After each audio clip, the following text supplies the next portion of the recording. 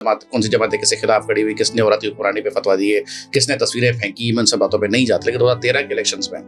जिस तरह से इमरान खान साहब के इल्ज़ामात थे, जैसे दीगर जमातों के तहफ़्फ़ुज़ात थे, वो जो 4 हल्के खुलवाने के चक्कर में फिर जो सारी कहानी चली, तो आपको नहीं लगता कि उसमें उनको भी, जिन कुव्वतों को कह रहे थे कि अपनी हद में रह काम करें और आइन की पासदारी हो, सज़ा व जज़ा हो और जमहूरियत बहाल रहे, तो ये आपको नहीं लगता कि उस वक्त उनको भी वही मुआवनत फराहम थी? आदिल साहब, पहली बात ये है कि 2013 के इलेक्शन के बाद पीटीआई ने जितने भी इल्ज़ाम लगाए, 35 पंचर का इल्ज़ाम लगाया, बाद में कहा सियासी बयान था, 4 हल्के खुलवाने की बात की, बाद में उसमें भी कुछ नहीं निकला।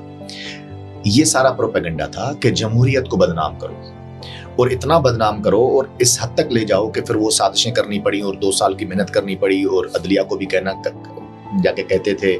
कि जी हमारी 2 साल की मेहनत ख़राब हो जाएगी, आपने मरीम नवाज़ को और मियां नवाज शरीफ को इलेक्शंस तक जेल के अंदर रखना है। ये सारी चीज़ें इसलिए नहज पर पहुंची।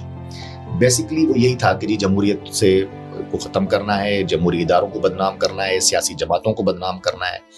हालांकि 2013 की इलेक्शंस में समझता हूँ क्लियर नज़र आ रहा था, हर बच्चे को नज़र आ रहा था कि PMLN वो विन करेगी, क्योंकि उनका एक उस वक्त वोट बैंक बहुत ज़्यादा बढ़ चुका था, उनकी एक जद्दोजहद थी आमरीत के ख़िलाफ़, एक बहुत बड़ा सिस्टम था। हालांकि 2008 में जैसे ही मुशर्रफ के दौर के ख़ात्मे के बाद मोहतरमा शहीद बेनज़ीर भुट्टो साहिबा की जो शहादत थी,